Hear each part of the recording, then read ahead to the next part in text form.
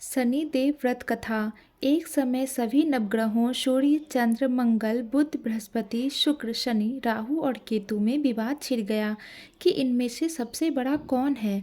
सभी आपस में लड़ने लगे और कोई निर्णय न होने पर देवराज इंद्र के पास निर्णय कराने पहुँचे। इंद्र इससे घबरा गए और इस निर्णय को देने में अपनी असमर्थता जताई। परंतु उन्होंने कहा कि इस समय पृथ्वी पर राजा विक्रमादित्य हैं, जो कि अति न्यायप्रिय हैं। वे ही इसका निर्णय कर सकते हैं। सभी ग्रह एक साथ राजा विक्रमादित्य के पास पहुँचे और अपना विवाद बताया, साथ ही निर्णय लेने के लिए कहा।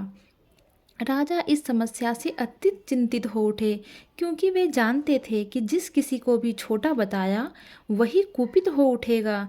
तब राजा को एक उपाय सूझा। उन्होंने स्वर्ण, रजत, कांस्य, पीतल, सीसा, रांगा, जस्ता, अवरक और लौह से 9 सिंहासन बनवाए और उन्हें इसी क्रम में रख दिए।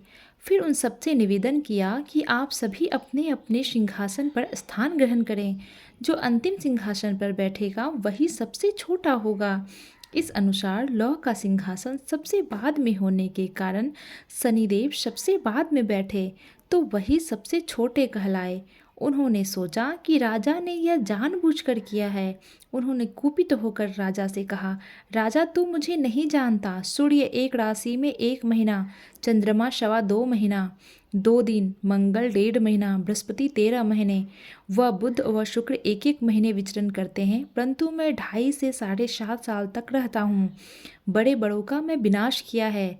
श्री राम की 7.5 आने पर उन्हें वनवास हो गया। रावण की आने पर उनकी लंकों को बंदरों की सेना से परास्त होना पड़ा। अब तुम सावधान रहना। ऐसा कहकर कुपित होते हुए शनिदेव वहां से चले गए। अन्य देवता खुशी खुशी चले गए। कुछ समय बाद राजा की 7.5 आई। तब शनिदेव घोड़ों के सौदागर बनकर वहां आए। उनके साथ कई बढ़िया घोड़े लाए। राजा ने यह समाचार सुन अपने अश्वपाल को अच्छे घोड़े खरीदने की आज्ञा दी। उसने कई अच्छे घोड़े खरीदे। वह एक सर्वोत्तम घोड़े को राजा की सवारी हेतु दिया। राजा ज्यों उस पर बैठा, वह घोड़ा सरपट वन की ओर भागा। भीषण वन में पहुंचकर अंतर्ध्यान हो गया और राजा भूखा प्यासा भटकता रहा। तब एक ग्वाले ने उसे पानी पिलाया। राजा ने प्रसन्न होकर उसे अपनी अंगूठी दी। वह अंगूठी देखकर राजा नगर को चल दिया और वहाँ अपना नाम उज्जैन निवासी वीका बताया। वहाँ एक सेठ की दुकान में उसने जल इत्यादि पिया और कुछ विश्राम किया। भाग्यवश उस दिन सेठ की बड़ी बिक्री हुई। सेठ उसे खाना इत्यादि कराने खुश होकर अपने साथ घर ले गया। वहाँ उसने एक खूंटी पर देखा कि एक हार टंगा है, जिससे खूंटी निकल रही है। थोड़ी देर में पूरा हार गायब था। तब सेठ ने आने पर देखा कि वह हार गायब है। उसने समझा कि वीका ने ही उसे चुराया है। उसने वीका को कोतवाल के पास पकड़वा दिया। फिर राजा ने भी उसे चोर समझकर हाथ पैर कटवा दिए। वह चौरंगिया बन गया और नगर के बाहर फिकवा दिया गया। वहाँ से एक तेली निकल रहा था, जिसे दया आई और उसने वीका को अपनी गाड़ी में बिठा लिया। वह अपनी जीभ से बैलों को हाँकने लगा। उस काल राजा की शनि दशा समाप्त हो गई। वर्षा काल आने पर वह मल्लार गाने लगा। तब वह जिस नगर में था, वहाँ की राजकुमारी मन भावनी को वह इतना भाया कि उसने मन ही मन प्रण कर लिया कि वह उस राग गाने वालों से ही विवाह करेंगी। उसने दासी को ढूंढने भेजा। दासी ने बताया कि एक चौरंगिया है, परंतु राजकुमारी न मानी। अगले ही दिन से उठते ही वह अनशन पर बैठ गई और विवाह करेगी तो उसी से। उसे बहुतेरा समझाने पर भी वह ना मानी, तो राजा ने उस तेली को बुला भेजा और विवाह की तैयारी करने को कहा। फिर उसका विवाह राजकुमार से हो गया। तब एक दिन सोते हुए स्वप्न में शनिदेव ने राजा से कहा, राजन देखा तुमने मुझे छोटा बताकर कितना दुख झेला है।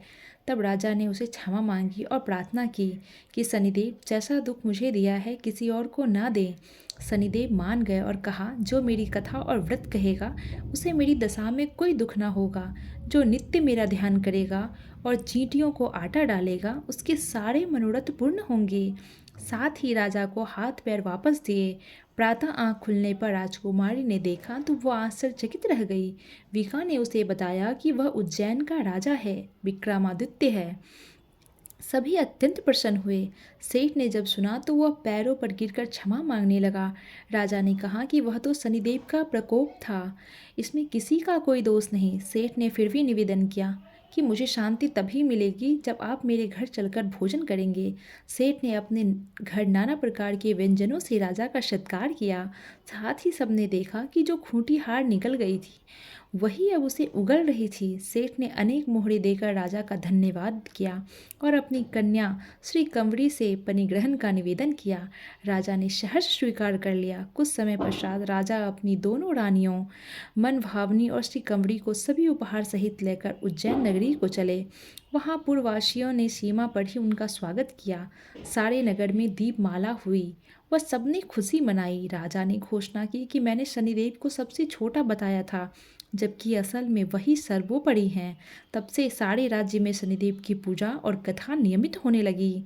सारी प्रजा ने बहुत समय खुशी और आनंद के साथ बिताया और जो कोई शनिदेव की इस कथा को सुनता या पढ़ता है उसके सारे दुख दूर हो जाते हैं। व्रत के दिन इस कथा को अवश्य पढ़ना चाहिए। और एक समय की बात है, भगवान सूर्य के पुत्र शनि बचपन में बहुत सुंदर थे और तेजस्वी भी। इनकी सुंदरता को देखते हुए गंधर्व ने अपनी पुत्री कंकाली के साथ शनिदेव का विवाह कर दिया। लेकिन अत्यंत सुंदर होने के कारण इंद्र की सभा की अप्सरा अक्सर इन्हें देखने जाया करती थी। इस अप्सरा को देखकर कई बार शनिदेव उन पर मोहित हो गए। यह बात गंधर्व पुत्री कंकाली को अच्छी नहीं लगती थी। तब गंधर्व पुत्री कंकाली ने अपने पति शनिदेव को यह श्राप दे दिया कि आज के पश्चात आप सुंदरता को खोकर बदसूरत हो जाएं और आपकी दृष्टि हमेशा नीचे की तरफ रहे। अगर आप सीधी दृष्टि से किसी की तरफ देखते हैं तो उस पर साढ़े साती का प्रभाव पड़ जाएगा। तब शनिदेव भगवान शिव की घोर तपस्या के पश्चात भगवान शिव प्रसन्न हुए और बोले, हे सूर्यपुत्र शनिदेव, वर मांगो।